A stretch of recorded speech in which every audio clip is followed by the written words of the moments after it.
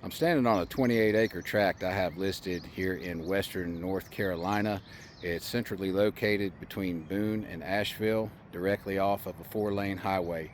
And a couple of topics I want to hit on that are relevant to this tract are access and restrictions.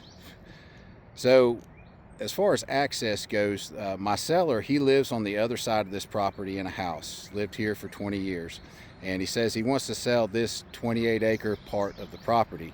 So after I looked at it, I said, well, you're not going to have access from where you do now to this part of the property. So we're going to have to require a negotiation with the neighboring property owner to see if we can go across their land. And the neighboring property is a truck stop.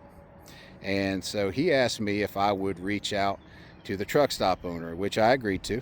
And so I finally got a hold of the truck stop owner, and a great thing happened. He agreed to meet with me, come out here and take a look. And he did mention that he is a businessman and it's going to require some money. And that's just the way it goes. So we're going to get out there, we're going to start a conversation, and I'm probably going to ask him, what's he thinking? What's it going to take to get across your property? So that's a good thing. And depending on what state you're in, we have easements, rights of ways, which right of way is you have a right to go across someone else's property to get to your property. Other easements are for utilities, things like that. Some states call them servitudes. The best thing you can do when determining access for a property is get a good real estate attorney and say, hey, through title work, through whatever we got to do, I want to make sure I have good access to this property. So I've negotiated easements and rights of ways in the past.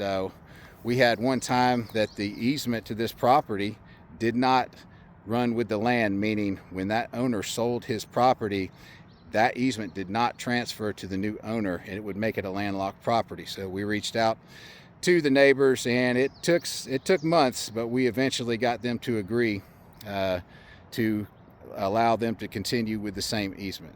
So it just takes a negotiation. Many times we get a hard no, and you're never coming across my property type thing. We get that as well. So the next thing is restrictions. So in this part of the county, outside the city limits, in this particular county we're in, there is no zoning throughout the whole county if you're outside the city limits. And what does that mean? Well, it means you can come in here, you can do commercial activities, you can do residential, recreational. If you want a hunting property, if you want a farm, if you want to build a restaurant, build an RV park, you can do those things. Now, are there permitting processes that you have to go through to get those things? Yeah, especially for the commercial activities. But you can come in here and do the type of business that you want to do.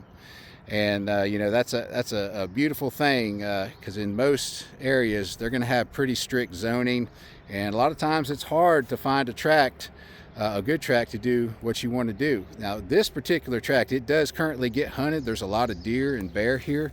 It would make a great farm. What it would really make a great is an RV park. The location directly off the 4-lane highway is the main corridor to a lot of tourist attractions, and we've got some mountain views. This ground is perfectly level. I've driven all over it and I haven't found any holes. So it's just a great property. And now if you're going to do an RV park, a few years ago this county created a rule stating that every RV that has water running to it counts as one bedroom. And what does that mean? If it counts as a bedroom, you're going to have a septic system to support that bedroom. So if you get 30 RVs in here, you're going to have septic system to support 30 bedrooms. So you would work with a soil scientist on that to find the best locations and the type of septic system that you want to install. That would be the best way to go. Or you can deal directly with the county through the environmental health department. So this property, this is very rare that you get this amount of level land here in the mountains, and it's just it's going to be a great property for whoever comes in here and buys it.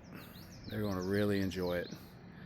But I really do appreciate you watching. I'm Jon Galbreath, Higher Ground Properties in western North Carolina. You can reach out to me anytime if you have any questions about real estate, whether you're buying or selling. Just give me a call.